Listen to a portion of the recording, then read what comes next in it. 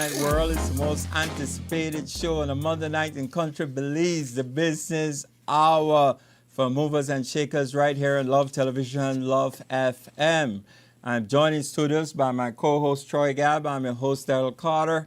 And here's some of the things which we want to chat about. Before I go any further, I got to say, if you're a stargazer looking up into the heavens, you will see a full, beautiful moon over the Jewel. And if you're driving on the riverside or the seaside, makes it even better. So take a look. You don't have nothing to lose. See what Jah have up there shining for you tonight. Hey, it's the end of June, whether we will like it or not. By tomorrow, we'll close out June, Yes, and we're moving into July. It has been a full month for graduation. It has been a full month for moving from one class to the other. And we got to say to our professionals in there, the teachers, the principals, the school wardens, people who mind the gate, everybody, including our students on a whole, thank you for staying it out. I got to point out to you, though, that I've found some interesting facts and information, and one is that this is the least, 2026 is the least attendance register in a primary school in country Belize. I don't know what the shortage is, but it is. And then I also found Wait that again. Say it again. Least, meaning a person will register for school. Let's say last year in all the schools you had 60,000. This year we don't have that. We have less than the 60. But would it be too early to say who is going to register for primary school or for No. for high school? The year we just gone. You mean passing out? Yeah. The least passing out. Uh-huh. And that's a difference, because you're saying now this is the least amount of people graduating from primary school this year. Is that what the statistics is saying? No. In attendance who sign up to go to school. But you're not signed up yet. No, too for early. last year. And then the most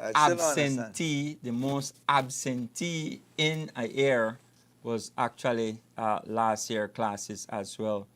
We got to point out that whole graduation exercise and what have you is also a business. We had the tailors, we had the seamstress, we had the people catering, one way or the other, selling shoes and so forth, is also something that channel money within the community itself.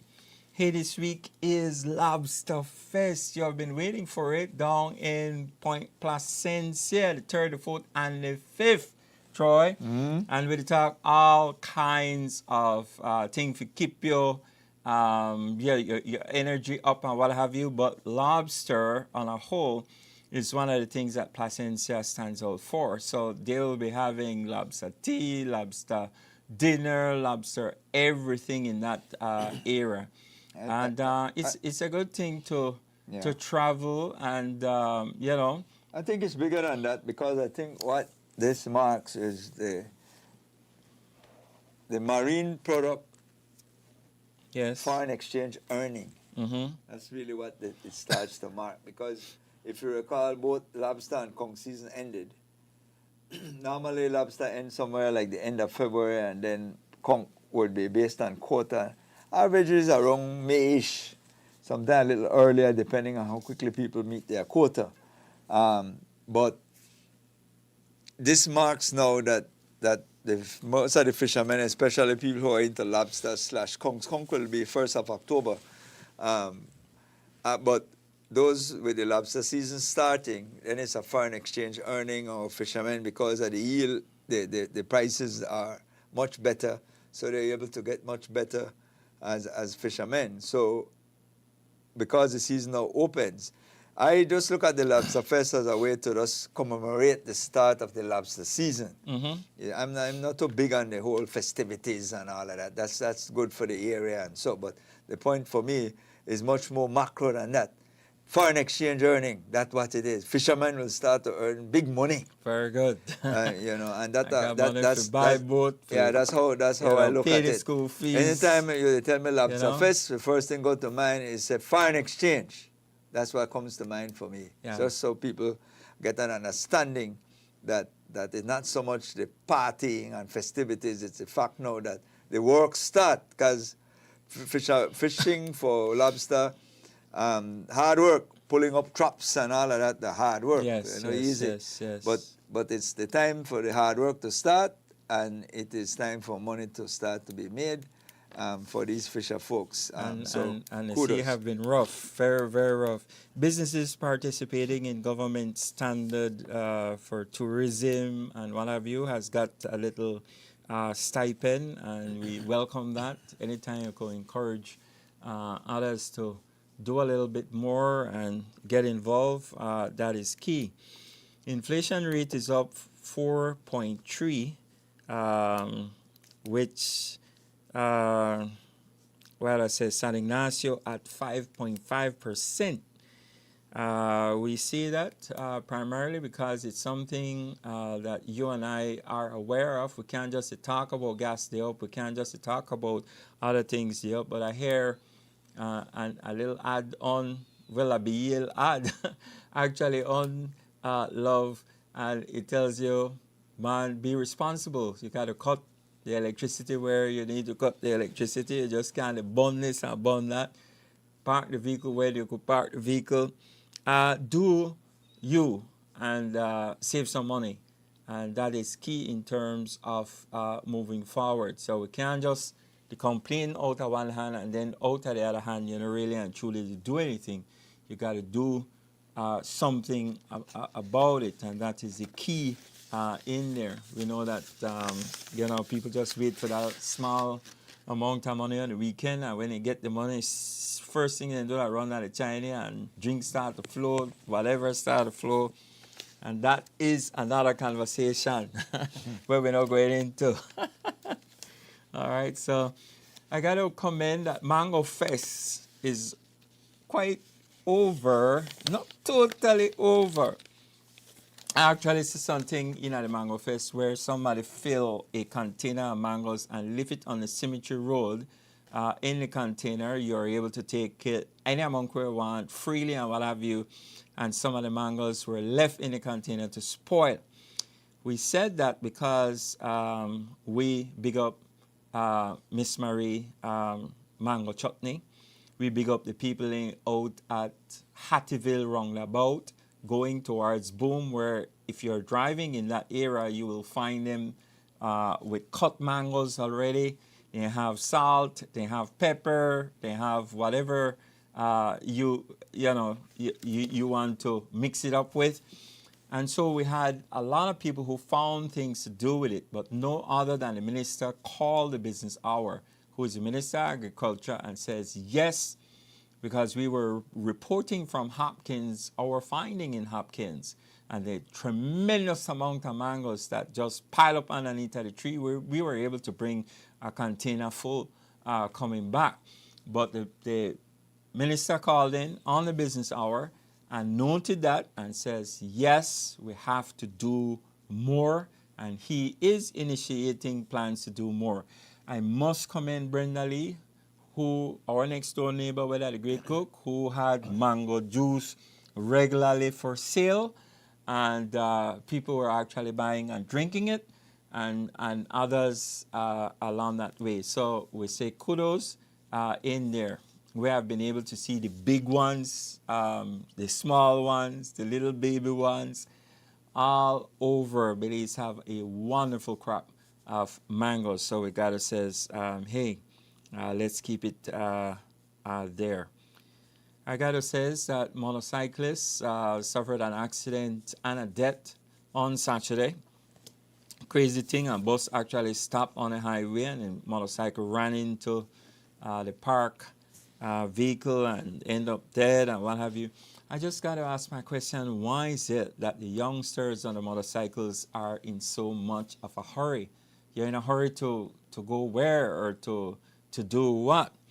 I actually had a neighbor of mine who son brought a motorcycle home, Troy, and he tell her, not here. I ain't gonna allow you to bring that in here at all, at all. As long as you live under my roof, you ain't going to have no motorcycle, son. And I'm a date it. I could see clearly where the youngsters, they find the power and find the feel. Not the women. I gotta commend the women. The women are far more careful, far more smarter than the young men who just they handle this tremendous speed, passing Troy on the right side, passing him on the left hand side. Don't care, just continue, and it brings about accident. It brings about death in there. Somebody pointed out that with climate change and whatever, we saw a tremendous earthquake in Venezuela.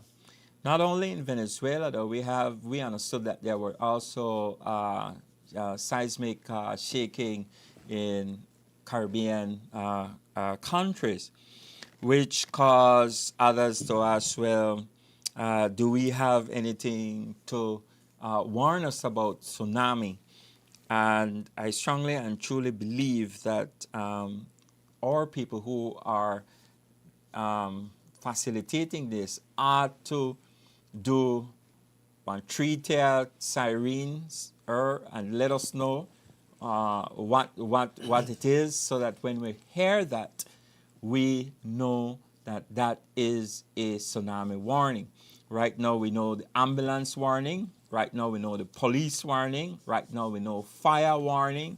But we have no warning for a tsunami. As a matter of fact, the last time when a tsunami was said to be striking Belize, I actually heard,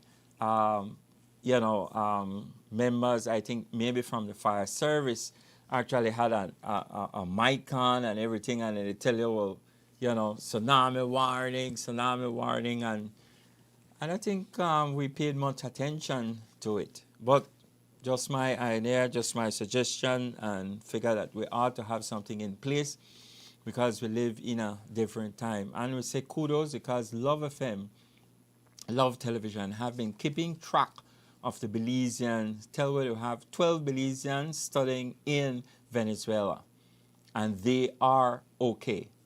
They are accounted for and okay. And you can see also in other posts where we commend all those who went in to help, all those who are assisting. We see findings when they find brother, they find sister, they find whatever. Some are swallowed up. That's a hard reality. But we commend those who went in, finding people, and continue to be, dealing with it. But yeah, the Venezuelan earthquake is certainly tragic. yes, but Venezuela is a friend of Belize. Obviously, the Petrocarib has been a big thing. Has been a big thing of the 2008-2020 government. It was a significant part of their budget support, part of their CAP 2 and CAP 3, which is for various infrastructure and other types of structures and projects. The issue here is we don't know where we are at this point in time because there's still aftershocks. You mentioned that we have students out there, a couple of them. The bottom line is that I understand that the government is doing all it can to assist them under the circumstances. It's not generally a responsibility, but it's understood that when you have people in other states and you have representatives there, you try to reach out and assist. Like if for argument's sake, you have something happen to a certain nationality here in Belize, and they do have like a consulate or some sort of honorary consul, those individuals would go and seek out to do some sort of help or support or find out what the situation is at minimum. So yes, there's always going to be that level of outreach because that's a built-in component within your foreign affairs ministry to reach out to anywhere within the diaspora. And those students are members of the diaspora as well. though they're in Venezuela studying and might be out there on their own volition. But at the end of the day, we do feel that Belizean, yes. they're Belizeans and we Right. don't want to leave them stranded. It's not like a responsibility. So I think sometimes we make it sound as though there is an obligation.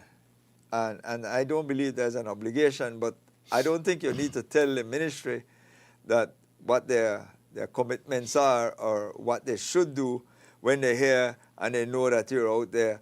They're certainly going to be reaching out. Yeah. But I heard certain comments from them that might not be too kosher, but I think that they're being unreasonable because the entire area is inundated with this particular tragedy, and nobody is spared. Yeah. Whether you're rich or you're poor, you gone through the same really process. got a shaking in Venezuela. And right now, people are so scared they don't want to go inside. Either you have very precarious buildings, or you could get another aftershock that could bring one down on you. So the safest thing for you right now, after some time that things settle down, is to be outside on the street or wherever that you can without exposure for heavy concrete to fall on you. Oh, wow. Right? So that's a reality. So good sense have to also be applied, and then at some point in time figure out what will be the next step. Will you come home to Belize, or will you move on to some other area of Venezuela, because it's a big country, and or wait and come home and wait until things come back to life and then you go back to finish. That could also be a possibility, no? Last week, the public service honored 173 workers who have made 25 years of service. And we certainly like to big them up, because they are people who are who stands out and certainly has a key role to play in terms of running the country. And so we big them up as well, and all those who are in the service and who are doing their part. Yeah, certainly I want to congratulate the public officers as well, because at the end of the day, being in the service for 25 years is very, very substantial and iconic. And so I want to applaud them for sticking it out. Many of them are consummate professionals, very qualified at that. And certainly when you look up and down the list, it is some of the backbone and foundation of the public service at this point in time. So again, kudos, and we hope that those persons' institutional memory are going to be transformed and transferred to those persons who will pick up the mantle after them. Yeah, certainly. We got to say also that, remember, we are asking for the lighthouse to be cut and fitted at the roundabout at Hattieville. We certainly have our callers who call in supporting this, or wherever you could fit it at one of the roundabouts. Let's get it on rather than just lose it just like that, or don't know what to do with it. Demolish. Yeah. Last week we had the big game in Belize, where the Belize City Defenders and the Orange Walk Running Rebels met in their first out of one series. Best of 5. Yeah, out of 5. Game one. So game 1. And so this week will be game 2 in Orange Walk. Yes, in Orange Walk. The Defenders won game 1. So moving on to Orange Walk to even up the series. I believe the Rebels will even up the series. Yes, sir. That's what I feel. This weekend right here. This Friday night at 9 p.m. at the Orange Walk Multipurpose Complex. So see you there. It's a time also where our students are out of class. I'm talking those who are in higher level, who are in Form 1, 2, 3, 4, and what have you. And we are saying to you that if you can take on 1 or 2 as apprenticeship, or you can take them on a small micro little job or what have you, please do feel free to do that. That makes a huge difference in terms of them putting together uniforms, putting together other things, and certainly help mommy in terms of the plans going forward. So if you could do that, do that. It's also a great time to travel. As I look around and I see country Belize, and we're in the sun hat, where you have the sea, the wind blow, what have you, and so forth. So it's time for you to know your place. There are people who have not gone to PG. There are people who have not been to Hopkins, who have not been to City River, who have not been to Dangriga, Silgrass. People all over Consejo, or in Orange Walk itself, Kinney Grass. A lot of people have not really known or traveled Belize. They're in the River Valley, know where Landing, Doublehead, where Rancho Dolores Hills, and what have you, or Isabella Bank, or what have you. But if you're a traveler, you got to know your little country, know your piece. And so even out of Biscayne, you have Davis Bank, you have other else little villages right there that you might fly past and realize that they're right over on the left-hand side going up towards Corozal. So we said that if you get a chance, do it, all right? Try yourself. Find out what Kikaka is all about. A lot of people have not gone out there. I do a lot of little questioning, and, I was shocked. You know the split? Uganda split already? Haven't gone. And last Uganda, San Pedro, boy, Yeah. travel your country. As you're talking about that, I got a chance to do a little work and had to go to the area, Consejo Shores. Oh, wow. Beautiful area. It's an area that's, Man. that, surprisingly, I didn't know that there was that much development in that area. So came as a real surprise to me that there's so much people there, particularly expatriates, Right. that lives in the area. But it's fastly look like it's growing. The road is kind of reasonable. I mean, it's not paved, but Still I think not paved. you will get by. But the bottom line is, at some point in time, it's maybe about 5 or so miles worth of road. They'll get around to doing it. But certainly that area would explode once the road is improved, because they do have electricity. Yeah. While water is a lot of still well. house there behind it. Yeah, but it's a nice area, and I think that you need to be given the infrastructure for it to continue to grow. Right. And that adds more value to the society, more persons moving down to Belize, repatriating to Belize, and that helps. Yeah. Because their money now comes to Belize and are spent here in Belize. So the more we bring, the more money is going to be in our system. Very, very good. I got to mention, on a sad note, we built a pool on Iguana Street, right behind the police station, right next door to Maud Williams, and that pool has just been left just like that. Somebody cut it with a knife? Just left dirty, nobody used it, nobody whatever.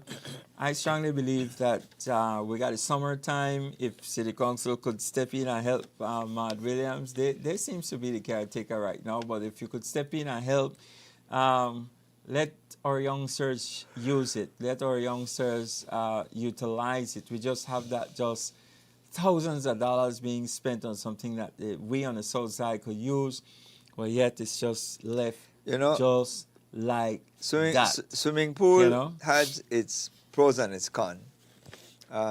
It's luxurious in terms of its concept. It's a high maintenance project, but it doesn't take much to bring a pool back from a bad stage to a good stage, depending on what's wrong with it. If it's not leaking, then it's the easiest fix from a technical standpoint in terms, because I've done it to many, many pools before.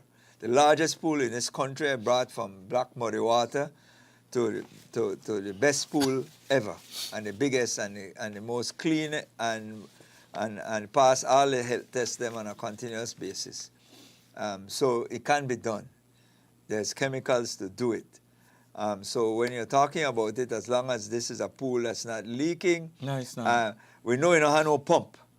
They either know they work or they don't go with it. So that's a bottom line. So because water, that water needs to circulate.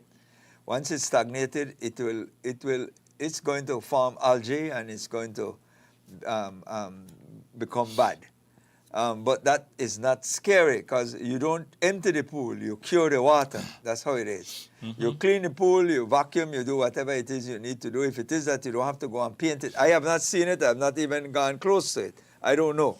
All I'm saying is that if it requires some capital investment, then that has to be done first. If it's just aesthetics in terms of bringing the water back, and of course, a pool like that size probably need a pump about 5 horsepower thereabouts, I would suspect. So there's have to be some money to be invested to get it back to be operational and healthy, because you can't have people swimming in water that is unhealthy. Yeah. So all those things has to be done. You have to chlorinate the water, which is that's your curing process. You have to check clarify it. You have to be able to do a pH balance, plus or minus, depending on the circumstance, so that your chlorine can last much longer, because it's going to be exposed to the sun, and the sun is one of the biggest contributors to algae, right? So it's how you what kind of money you will have to be able to do that. So if you could muster up some funds, I could help guide that process. But you need a pump, and if you need major thing like empty the pool and painting it over and so, well, that's a whole nother story, and that requires a significant, you need to get a pump to pump out the water, then you'll be able to get in there. If it's not leaking, if it's leaking, well, good night, Irene. It's not leaking. Yeah, it's good night, Irene. So it's also just me saying that's an investment that was already made that could be salvaged with a couple dollars. You know? If you got about $4 or $5 grand to invest to support it, if what Darrell is saying it is, I believe somebody like me, along with pump and everything, bring it back. Yeah. But I don't know what kind of electrical they have. All those things are a whole different story. For pool, because it's a level of sophistication, but like it's not impossible. The business owner sends his sincere condolences to the loss of one of our great teachers over at Technical College, Vernon Card. And certainly for those who are from the old Technical College, these teachers stood out. They were more than just teachers. I had Cardi on this coach. I'm trying to remember what was the subject area. I had him. Yeah. It was a book, the technical book. Yes, you're right. Yes. Good night, caller. Good night, my good friend. Don Hector. Good night. How lucky I am today again. Man, yeah. Wow, very good, Don Hector. Mondays I have been there. Speed dial works. Listen to me carefully. I want to speak about 2 rings, RINGs. The rings of fire in the Caribbean at this moment. There is a ring of fire in the Caribbean at this moment. It has to be accepted. It began between Quintana Roo and Cuba, and then Tulum, north of Corozal, had a quake, an earthquake. It went around the Lesser Antilles. Well, Haiti had got their big earthquake measures not too long ago. Mm-hmm. It went down to Venezuela. Today I was reading that Colombia, next to Venezuela, is actually an earthquake-prone country that has 12 or so earthquakes every year. Colombia, I did not know that, but I read it this morning. Then 2-3 days ago, Nicaragua had a 5.2 earthquake 3 days ago. So there goes that ring around the Caribbean, come now towards Nicaragua. We know that down south of Punta Gorda, in the Bay of Honduras, we have had several earthquakes over the years. Right. one that caused Monkey River houses to sink into the mud, and it caused the water supply tank in Independence to shift out of its moorings.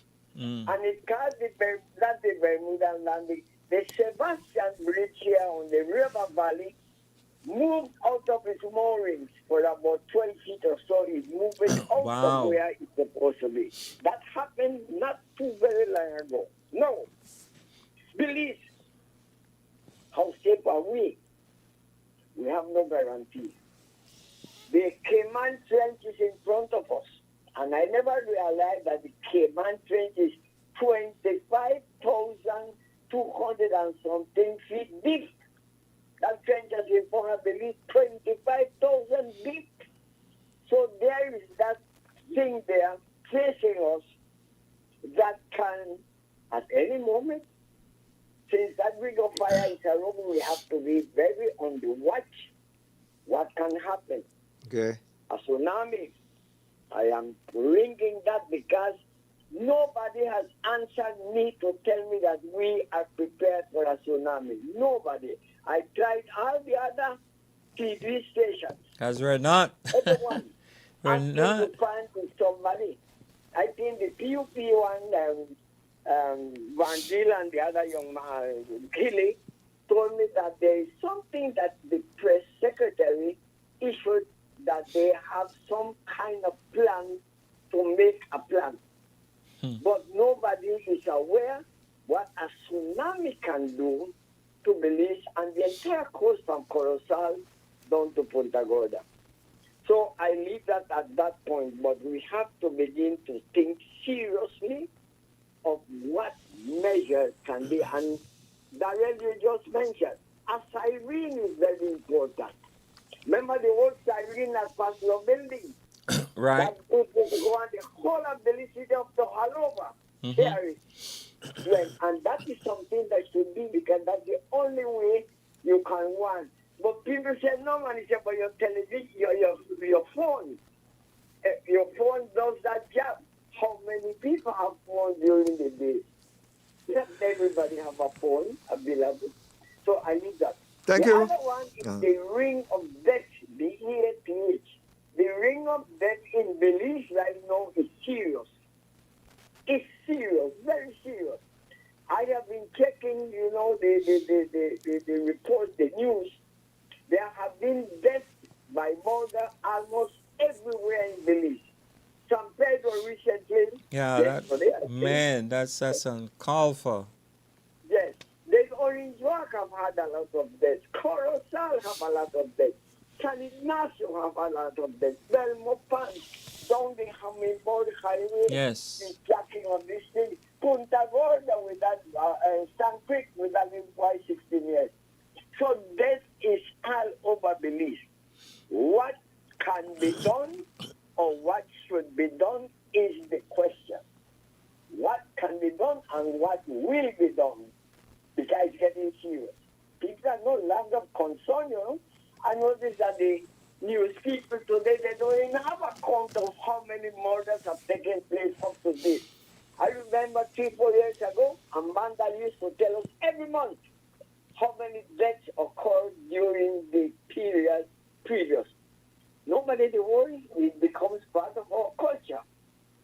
For example, you are right now, you must start to ask questions and tell us next week. Tell Okay. us next week how many already got killed up to this half year. I know it's a bunch, it's a big bunch, but nobody is saying anything because we are already accepted that murders will be part of our life from now on.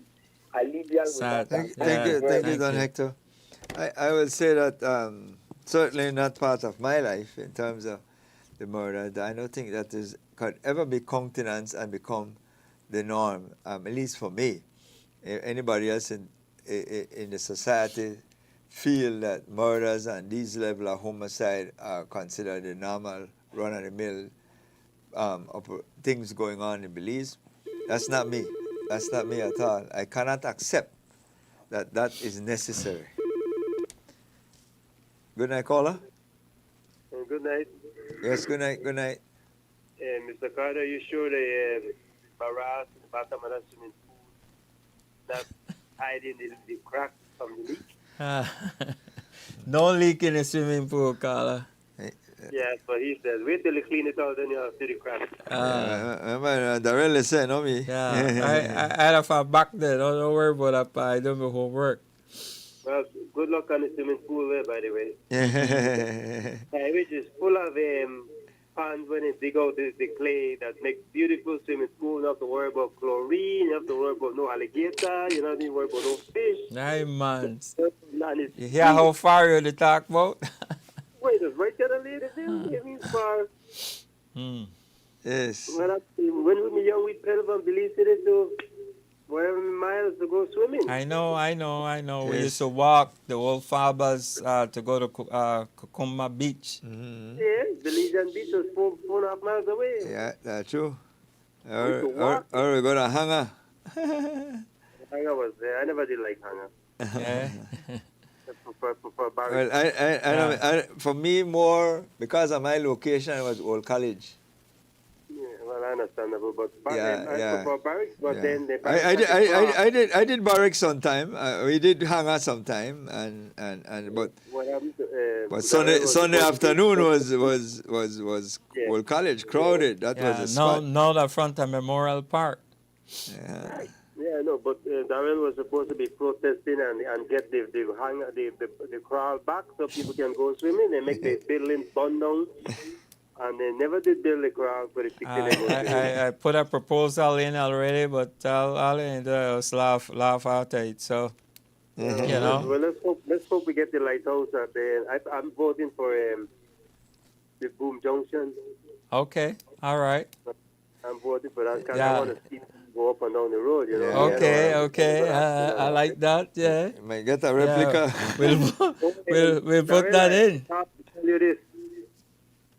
Your electric vehicles are going to be obsolete in the next 15 years. Ah, crap. Your Japanese- electric vehicle is the Japanese way of the and the future. Japanese- You cannot be in Why- denial. Why you say that, Carlo? Why are you saying that? Ah. What's it? That's why I said it. The Japanese and the Chinese made a car that can go 1.5 liter engine that can travel 106 miles on a gallon of gas. That was the Chinese one. Oh, wow. The Japanese one only goes 96 miles a gallon. Oh.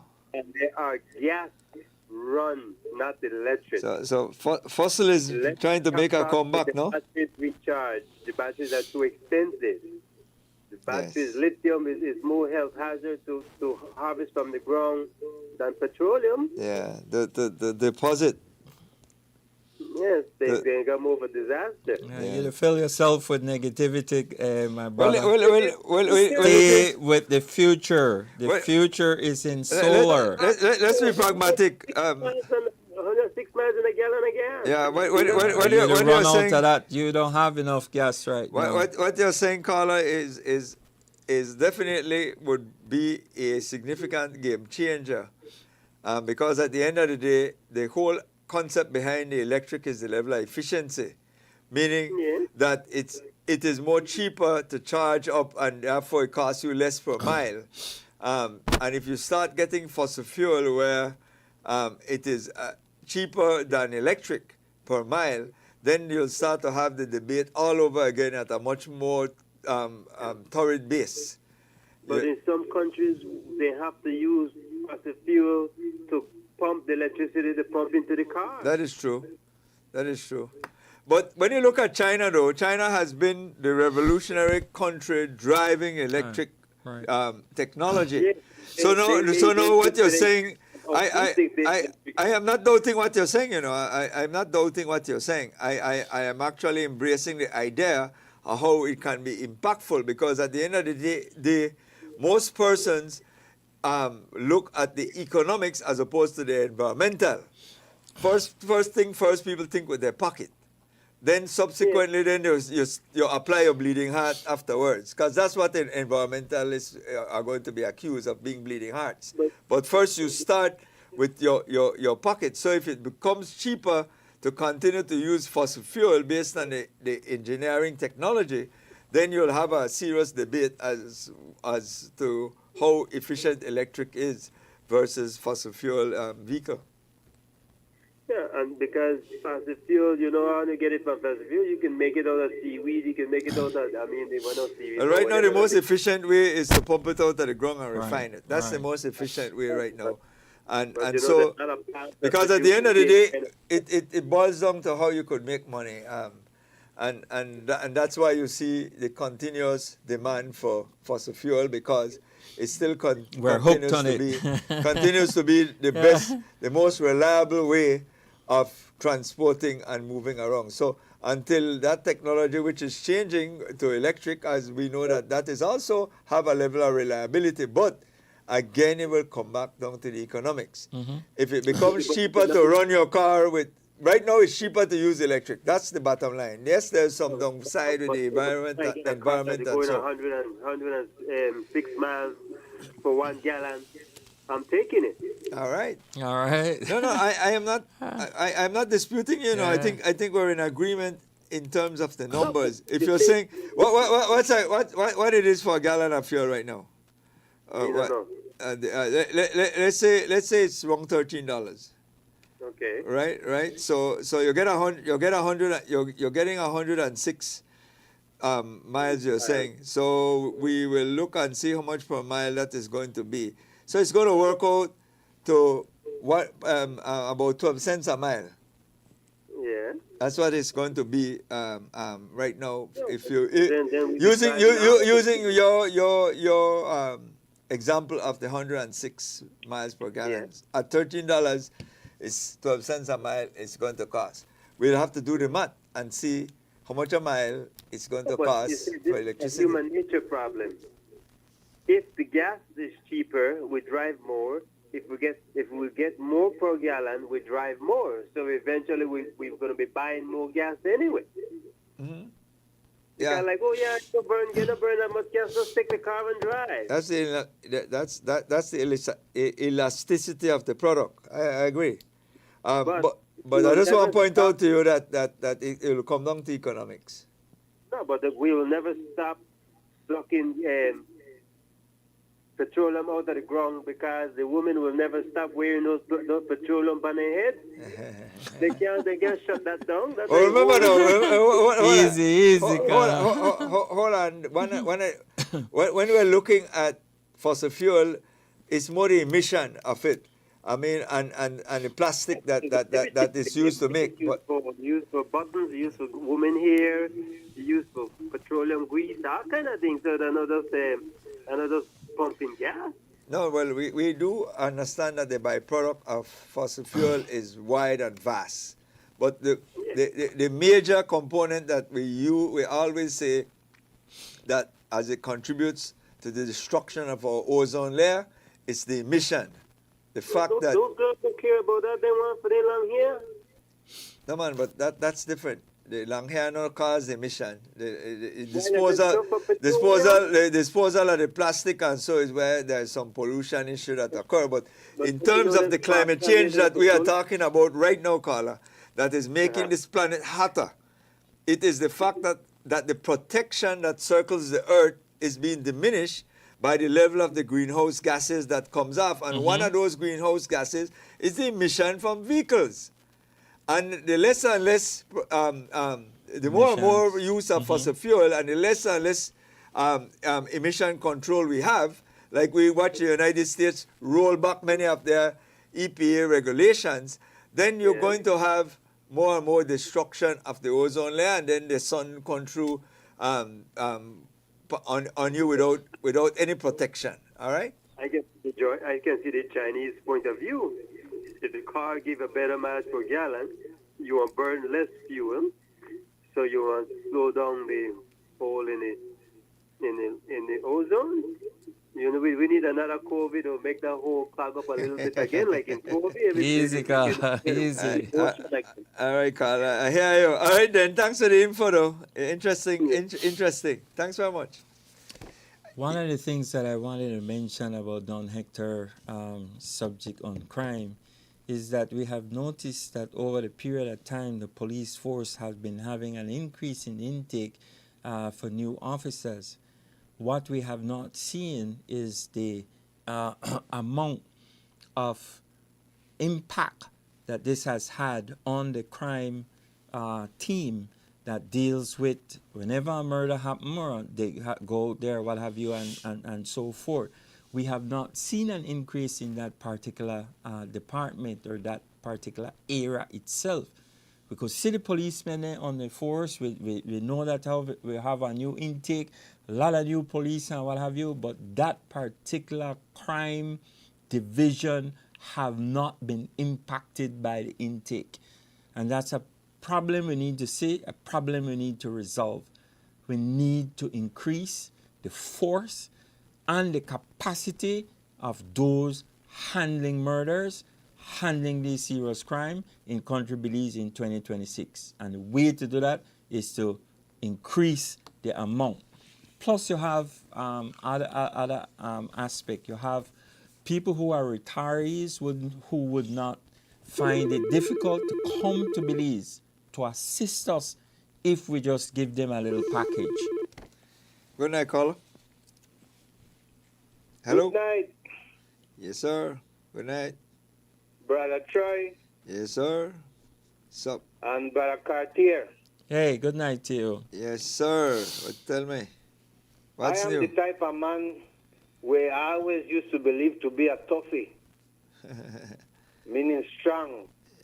Nothing they say, men don't cry, but I could tell you, I'm not ashamed to say that when I heard our sister Venezuela country with this catastrophe, a double earthquake, Yes. I put the news for a few minutes and I say, I listen to the whole because I say 1 hour when 5 minutes I start to burst in tears. I'm not ashamed Oh to wow. say Oh wow. when people start to say, help Yes. me, Yes. and this lady say, oh, my baby's under the Right, rubble. right. Immediately I start to cry. I say, boy, I realized Bob Marley said once a man and twice a child. Yeah. Yeah. But I Yeah. have to love Venezuela for many reasons. I happen to be fortunate and blessed to be in Venezuela more than once when I was a seaman. Okay. But also, no shame to say that when the money come from Venezuela for Belize, I was a part of it.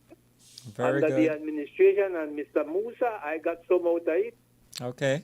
Okay. So we have to have the condolences to all those people that die in that tragic, you know. Yeah, we share. It's a total tragedy, you know. It's very painful. I remember before COVID, people used to go over there for surgery and stuff like that too. That's true. That's true. And then the next thing, condolences to if you all, I guess you probably heard or know, Minister Farrakhan wife passed in the United States. Oh Yes. wow. Yeah. And also the Oscar B. Carmouche in San Pedro, which Oh, I am yes. acquainted with the family too, you know. Okay.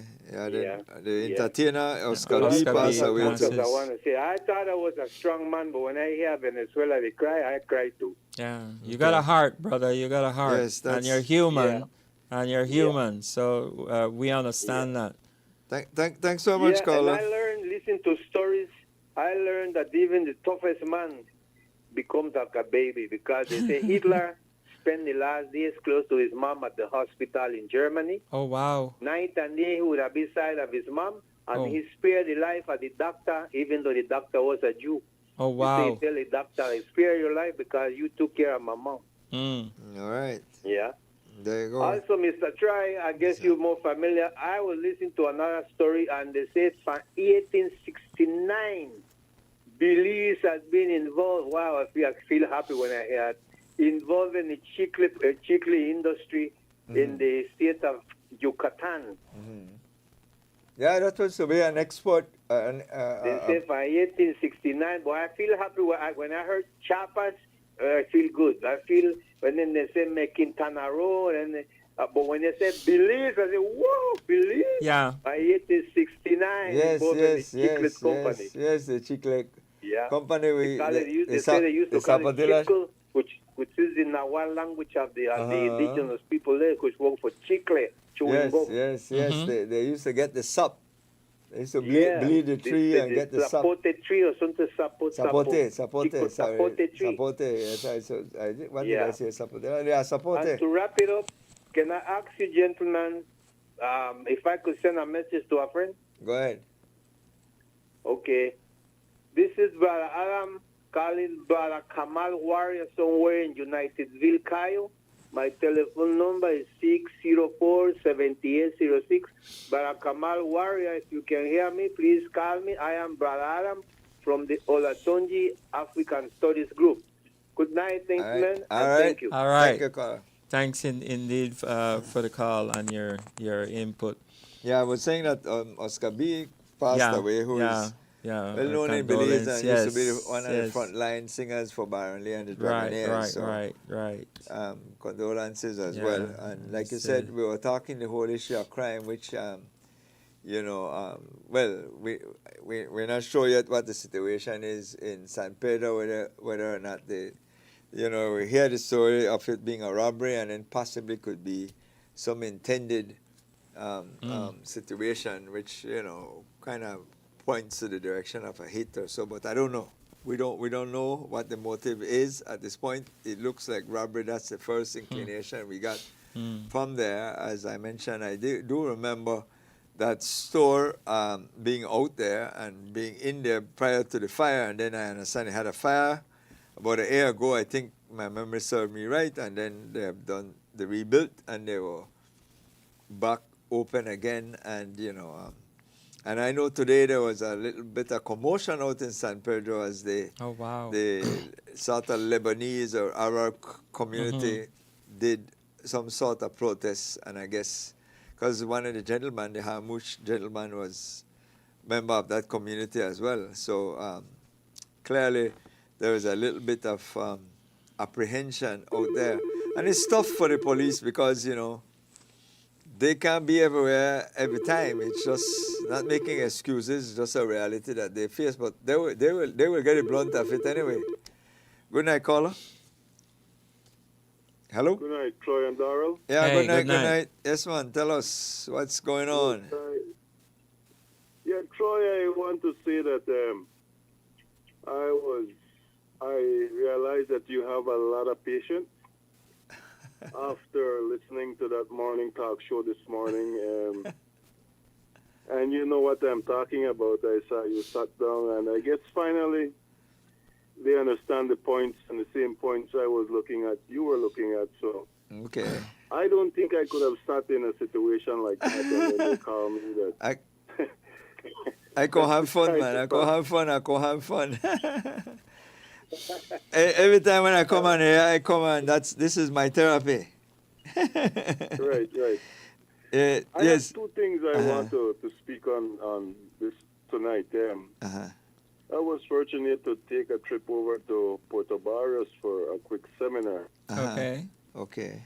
And on my way back, we caught one of those water taxi men, and I tell you, the wave was literally 20 feet high. Whoa. It was rough, huh? And I am not sure. I could be dead wrong, but I don't know who is monitoring the water or who is monitoring these boats, because I believe some sort of warning must be put out to these people who are paying, who we are paying to bring us back safely and to take us safely. I mean, literally 50% of the people in the boat was crying. Yeah. It was scary, no? Certain parts of me, very scary. I haven't prayed for a long time. I prayed.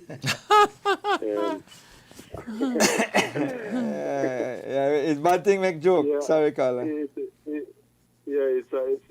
kind of laugh about it now, but if you were in that situation, I know the feeling. Right. So I'm wondering if it's a transport department. I think it would come under the Port Authority. Normally boats would be under the Port Authority. I'm not quite sure how they monitor in terms of the weather, but there's an onus also on boat owners to be abreast of what kind of developments are there, because you have the ability to check the weather, to be able to see what kind of squalls and stuff are out there.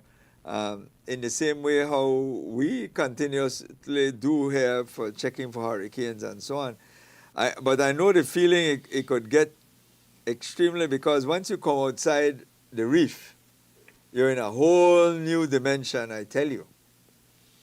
You know, and my point is, I want to see for the future that we must have some structures in place, because I was also looking at. You had your life jacket on. You had a life jacket though, just for asking.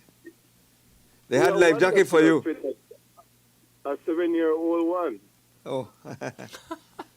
It was old. Nice. But the thing is, Troy, in those depths of water, and I was looking at the waves, and there isn't any communication on board to know if the boat was capsized. Oh, man. Speak for help. Yeah, those are, because between... What size boat was that? I mean, you have any idea?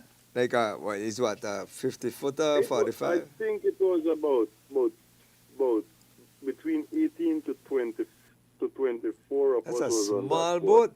That's a little skiff. Yeah.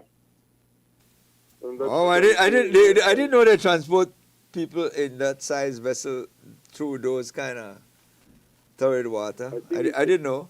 Yeah, it's depending on the size of the package you think they'll be carrying over. Yeah. If it's a fully load, then you need a bigger boat. If it's a medium, smaller. I thought they did these water taxis like we use, like catamarans type, or these bigger vessels like a 50-footer or so. Because I remember going to through Tobacco Key area in the southern part, and going out to Glover's Reef, and I could tell you that was a very horrible experience in terms of, and I mean like in Belizean waters, but outside the reef, and it was the middle of the summer, like now, and it was blowing like crazy, and those waves was huge, washing over a huge boat, that made the whole process extremely scary, and I could understand a smaller vessel, imagine. And you're just sitting there in the open, right? Nobody out there in the big, deep blue sea, just yourself and the good Lord. And that's what I'm trying to do today, is to bring attention to it, so that the Port Authority or whoever can try to look into situations like these.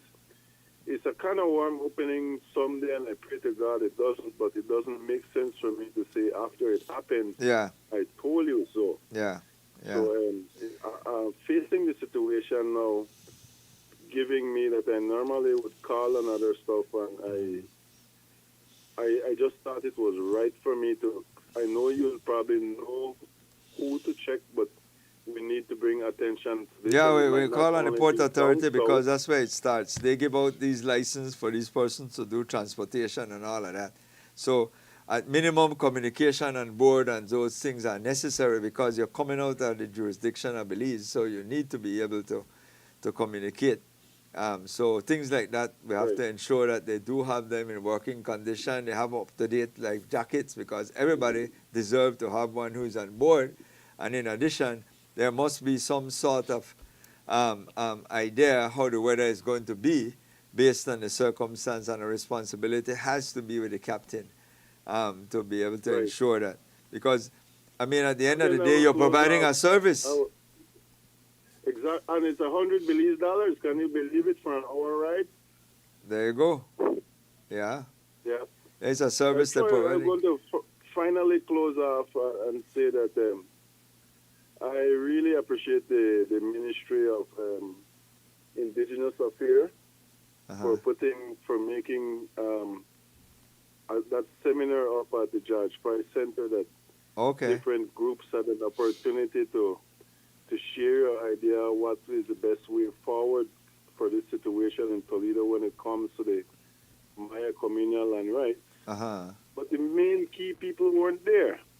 I mean, to me, it seems like they're not interested in dialogue, and it's a bad taste for us. I mean, you can't have the cake and don't say how you want to share some of the icing, and that's the way I will leave it with you guys. All right, thanks very much. Yeah. Appreciate the call. Thanks for keeping us informed. I did see that in the news, and I was wondering why these people wouldn't want to be there to have that sort of discussion, because at the end of the day, I keep reminding these Maya people that whatever decision gets done, the people of Belize will pay, one way or the other. The Belizean people will have to pay. So if you don't recognize that, you will have me in your crowd, because I am making the point that I'm not here to discount anything that the court has said and done, but you have to participate in a process. There has to be due process, and the bottom line is that if government has to, at some point in time, compensate some of these private landowners, it's not going to be manna from the sky that will come to pay. This is our taxpayers' money. We, me, you, people from the north, the south, the east, the west. So we'll have to pay these people if it comes to that. Even as it is right now, trying to work through this process is costing us as taxpayers. So we have to be able to be even keel with this process and understand that it's not a popular decision the courts made, or however it came about with the rest of the populace, but you have to work the process, work with we, so that we could get to a comfortable spot where everybody could get what they want. That you all can get the communal land and a structure in place that you could continue to exist and coexist. But with private landowners, there's a reality that we live at this point in time, and you can't just discount the fact that them people may have their land and own their land before, and you just want to be wrong and strong because some court tell you that. That don't work, so man. Yeah. Get real. I get upset every time we have this discussion, because I think that we are being unreasonable most of the time. You know, and so my point is that we have to have the dialogue, you know, and if you want to go to the court and get to a declaration on the way forward, then by all means proceed and do so. But right now, everybody needs to be updated on what's going on, because at the end of the day, it's an isolated matter, and I reiterate again, we never really pay attention until I tie up Rupert Miles. And then all of a sudden, we kind of wake up long after the thing done ruled upon. Yeah. You know, so long and short, you have to participate, man. You're not a law above yourself. Yeah. You know, you are a part of this country, and you have to abide accordingly, and you have to give us a level of respect too, you know, as other persons who will pay your bill. Yeah. That we can pay your bill. Trust me, that we can pay it. All of us. This week we're actually going into the 4th of July as well, who will be Independence Day for the United States of America. And certainly for the Belizeans who have left in the early 60s and, you know, set up a whole new Belize in the U.S., we say, you know, Happy Independence Day to all of you, and continue, you know, support for country Belize in that. We also mention again in terms of looking at the other areas, things that you could do in terms of helping the youngsters who are out of school. So if they have, you know, summer classes or what have you that improves their English, improve their maths, improve football or what have you, hey, send them, you know, get them involved, as opposed to just keep them home on the phone and what have you and so forth. Get them involved. Yeah. And then in terms of talk the about sports, that, the sports part of right. it, the little football leagues and what have you on the Berja field or on the other fields, get them involved, you know. Good night, caller. Yes, I want to ask a question on that matter of land in Toledo. You know, there's land tax. I wonder if all those people that claim these lands, including the Mayas, pay any land tax. That is something that should be investigated. How much taxes have these people paid? Because we had a case previous in years gone by when the Belize State claimed all those lands from Barton Creek to Roaring Creek, but they didn't use to pay taxes. So when we wanted to acquire those lands, we did so by using the law that says, in lieu of taxes, we will take away that whole chunk of land. So I am always asking, I haven't get into this thing, but are these people paying taxes? Because I know the Enviro government, I think, waived $90 million. I also said it at them. $90 million were waived on land taxes owed. Right. So I want to know if indeed these people are paying land tax as they should be. I only leave it at that. Thank you very much, John Hector.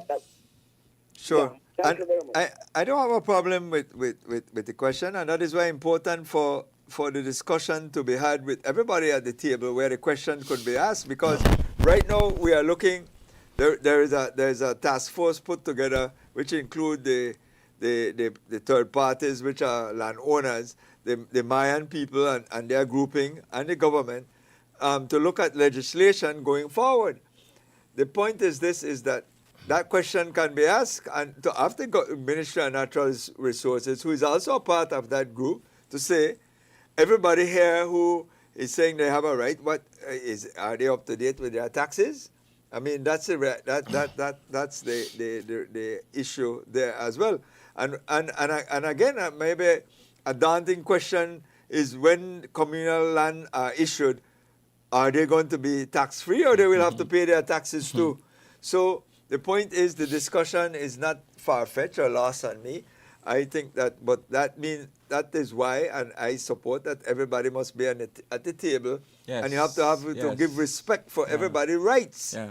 Because I don't have a problem where the Constitution gives you rights, but it doesn't give you a right to infringe on mine. So we must have equity and in the whole system. So if you have rights, I have rights too, and so we must be able to deliberate so we could find a common ground at minimum. So all those questions, as far as I am concerned, can be answered around a table where all these parties are going to be gathered, to especially. And even so, when you had this consultation, that could have been a question to all the parties who were at the head table. Give us an update of the tax status of the third parties, one, and what is going to happen with communal land in terms of taxes going forward, because they will want to have services provided to them. When issues happen, the police have to go there. They have to have other things provided to their community, light, water, and all the roads and all of these other things, and so. So, what do you think finance that? Tax dollars. Yeah. All right. So I continue to say, after the court case, this is not a fight anymore. This is a way to make the mechanics work. Right. All right. And go down that road.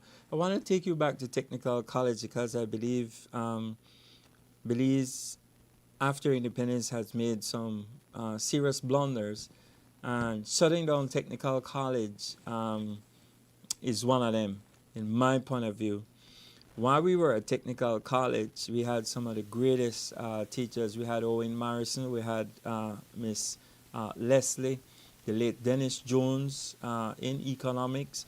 We had Mrs. Barrow, a whole heap of, and the late Brother Card, a whole heap of great teachers that were we. Well, put us in a different light, put us in a different level. At the time we were there, Belize was getting independence, and I could recall picking up the phone and calling the Ministry of Foreign Affairs if they would facilitate us, a group from Sixth Form, to go and meet with the then Prime Minister. And they agreed, sent us a bus. We got on a trip, met with then Premier Price in Belmopan, and then afterwards he took us for lunch and learned everybody by name, so that when we came out of lunch, he called everybody by their, if they're the last name. Oh, you the Carter, or you the Garden, you the this, or whatever. That was one of his things. But we were at a different level. we were one of the few schools that they actually went to Nicaragua, and we spent a little time in Nicaragua from all our sixth form. These are some tremendous things that we did in terms of linkages. And then we had our history teacher died while in the class going towards exams and what have you. And we actually had an anomaly where we from Technical High School went to SJC sixth form for history. We did that for 1 year. And so Father Roskowski became our teacher, and we did history over at SJC. But certainly bigging up the loss of our brother and the great teachers that were there. You couldn't replace them. As a matter of fact, we had some debates every Friday. And while we had that debates, we were able to attract the principal. We were able to attract teachers who were off to come and listen to our debate at sixth form, because it was so well delivered, and we had an audience, including these great teachers, coming to listen to us and to hear what arguments we were making either for independence or no independence or something else that was, affecting Belize at that time. Yeah. But it was real tapa at that. Yeah, indeed. Fuel is at $70.23, so it is a slight drop. The airline saying that the demand continues to be high, so the ticket prices will remain for some part. Right. As you talk about technical, I've been there, done that like you. Didn't do a lot of debate. I was in engineering, so we didn't do a lot of. It wasn't a lot of the soft skills. I did OTD. So that was, but yes,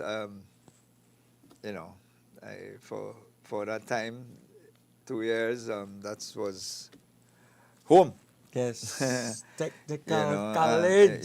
So we were very good at sports. We had some tapa in sports right there, technical. So we take on football, we take on basketball. We did a whole. Did my city and guilds and all of that as well. So. Yeah, but we didn't have debates. We were dressed up in our jublungs and in the workshop, and so. But yes, it was a time, and many of those teachers I do recall all of them. Yeah. Many of them as you raised them. It's a point of nostalgia as well, no? So certainly, rest in peace to Vernon Card. One of those icons, and many others, Owen Morrison, Georgia Belial, Hector Lopez, Yeah. Mr. Gillett, the Trinidadian guy, what's his name? Bob, Canto, all of that were there. Quite a number of them that were there in my time, that I crossed path with, and so.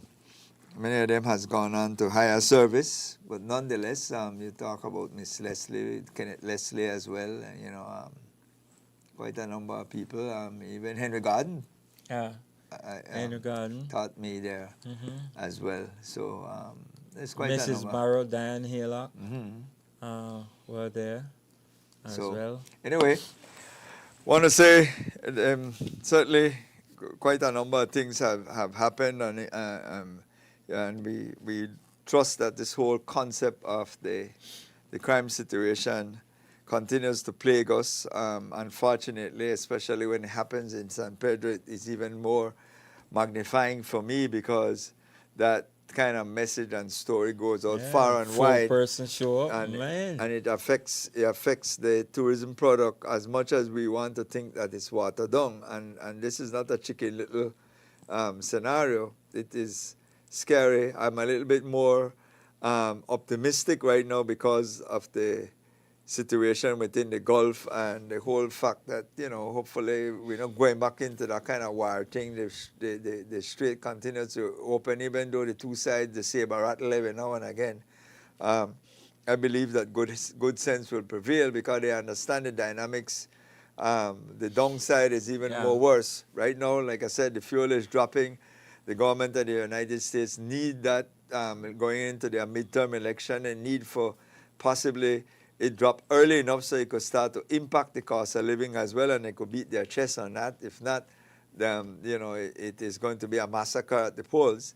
And so I think that they're banking on that having a greater impact for them. So the point I'm making here is for us to pay attention. I think that we will start to see a slow reduction in our fuel prices as well, as the cheaper fuels start seeping its way around the globe. So we continue to be optimistic. And then coupled with that, if the fuel goes down in the United States like it's going down at the pump, and it start to eat a little bit away from the inflationary percentage and the impact it has on individual household, then you might start to see people starting to think about leisure, taking some traveling and so on. Because remember, in economics, it is your disposable income that first you do away with. Because you travel using disposable income. You use your house rent and your grocery bill for travel. You travel with your disposable income. And when your money start drying up, the first thing that you're going to cut off is your disposable income. You're going to have to pay a rent. You're going to have to pay a mortgage. You're going to have to put fuel in your car or in your tanks. You're going to have to pay your utilities. You're going to have to pay your child tuition, and you're going to have to eat. Right? So then no money for travel. That's it. Yeah. Next year, and so on.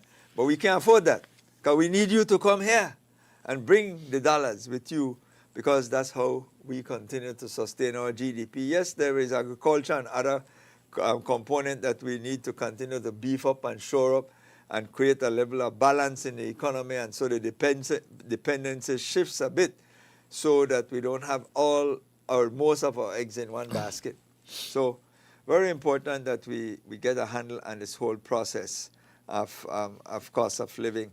But I want to say, as I close out, check out Nixon Knox, 610-1961. They'll be open from Wednesday to Friday, Wednesday to Saturday now. So check them out. Check them out on their Facebook page, 610-1961, or you visit them at 60 Cran Street, Nix and Knox. So make sure you check them out.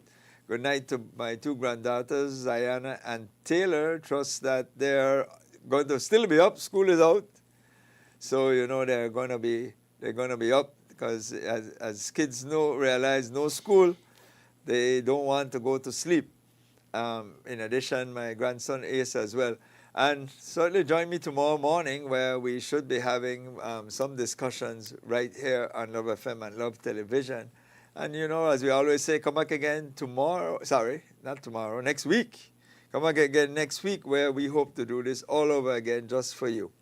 Go ahead, Dar. Okay, Bev and Alter, we say good night to you. And certainly Bev mom, that is also in tune. Keisha and Willie, I hope Keisha don't fall asleep yet. Eleanor Lang, and certainly the great lady that does the cooking out at Constitution Park. We say special good night also to you guys. Michael Hendy and Mrs. Hendy listening in Isabella. And certainly Wayne Henley, I haven't forgotten you, buddy. And the Bull family, the Lanza family, the Herrera family, the Hulse family, all in that vicinity. And certainly, as we move on to Owen Henley, Shedrack Henley, and certainly Margaret Henley, who have that era well put together. Crossing over the river, we are at Flowers Bank, where we say goodnight to the chair lady, Miss Smith, and certainly the Rayburn, the Robinson, and the other families, the Flowers families that are right out there in Flowers Bank. We're hoping and praying that certainly we could do something in terms of improving the monument out there that highlights what Flowers Bank has done and what they continue to represent and certainly get the road coming in and going out paved so that we could have more visitors coming in there. To our people out in Boom, Mrs. Ann Gillett and certainly Lyle Gillett, who is listening from the US of A. And the rest of the family, we say good night also to you, the Bowl Red Wine. All those in that particular area as well, going up where we get to Buttercup, where we get to all these other areas leading up to Landing. This is Bermuda Landing. And in there we says to Miss Florita and her family, the Smith family out there, special good night to you. As we move up a little bit further and we're able to say good night to Newton Williams and Mom and those out there in the area of Doublehead going up there. And then the McCoy family out at St. Paul's and certainly our people out at Rancho who also listens to us. Coming down as well, we gotta says kudos to Miss Wade out there in Crooked Tree who listens to us all the time, Groove and your family, and certainly the guys hanging out at the Chinese shop right now. Say a special good night to you. At the roundabout coming out, the Bud family who says, hey, we listen to the business hour, and in that whole area, Mascal coming down where we got Davis Bank and you have all the rest of settlements. We say kudos to you guys on the road to Mascal. All you who are still listening to the business hour, we say special good night to you all the way up to Bomba, all the way to Santa Marta, all these particular areas, St. Anne, Lucky Strike, Rockstone Pond 1 and 2, Corsalito, all these people who we meet from time to time, Troy, and they says, hey, you know, we listen, call we out. Sand Hill, got to call on out as well as we come into the biggest town, Ladyville, and certainly see all these improvements that are happening, all the road fix or what have you that is taking place on one side or the other. So we say kudos in that particular area. In Belize City, Darrell Dice Brooks and his family, we say special good night to you, my buddy. Dion Brackett, we have been missing you. Bala, our number one runner. And certainly Wani Crocus, who showed up today. And what I could say also is our guy right there, Wayne. Wayne Hope, special good night to you as well, buddy. And certainly over on the other side where we hail up Miss Doll, Miss Rose Jr. And today I got to see Glenn. I got to say good night to you, Glenn, and the missus. And certainly that we haven't forgotten you as well. Brenda Lee had a great dinner over the weekend. Bun and bread. Bread this week on Friday, on Saturday. Come early, make your put in your order, or else you'll be left out. And certainly say kudos in terms of what else she does, which is to prepare the patties, prepare the powder bun, and she does hairs, she does other else things as well. So kudos to you. In the alley to the Parham family, where I hail up Plum, and certainly all you guys in there. Judith and your family as well, who always been listening to us, we say good night to you. Miss Mearns and her family, we say good night to you as well. The Brooks family, and over to CC, and certainly Basil, and certainly St. Michael's, and certainly to Tracy, and all you guys who are in tune. Miss Garbutt up the street who says, hey, I listen to the show right now. Special good night to you, my dear. Forgotten that. Coming down on Gibnut Street, we run into our Delroy and his guys them at the auto shop right there, and certainly Brother Carl Burgess and his family, we say special good night to you as well. To Burr, the next mechanic next door, Herrera family, we says good night to you, and to Fire Store on the Boulevard. that does a whole lot of helping in terms of the community being available, location, everything. We says good night to you guys. To our people over at Belize Foam, Charles Habanera and Dad Habanera, Don Sarkis, Charles Jr., and certainly daughter, and Sharon, and you guys that makes the mattresses, the foam, and everything else. We say special good night to you. Right next door is Cutty's Foods, where we say good night to you, Cutty. He also have other items right there on the fence for sale. And coming into town, we are at Supreme Meats, where we says, good cuts, good meats. We are encouraged by that. This is on Symmetry. Wilma's Pharmacies, which is right over on the other side. And I'm coming back to Latino Barber Shop that does hair cuttings and everything over there.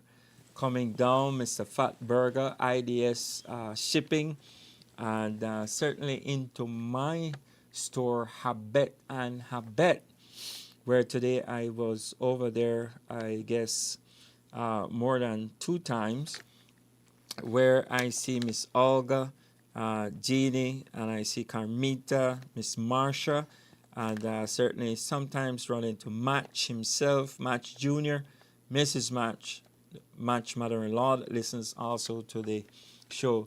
But on the floor, Dino is there, and certainly Basil, and certainly I run into Miss Chot today, Lisa as well, and my schoolmate, and all you wonderful guys. We could just get from one screw to windows to steel to whatever you want to do in terms of building a house, building,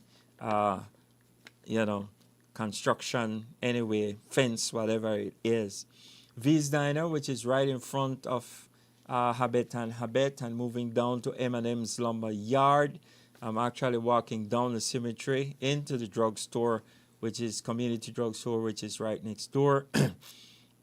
And certainly into Constitution Taxi Stand, where there is all you guys sitting down there right now listening to the show as well. Percy Lewis, who is the president, and all you others, we say good night also to you. People catching the bus, going one way or going the other way, we say kudos to all you conductors, all you drivers who are up early in the morning running the bus, early, late in the evening running back the bus.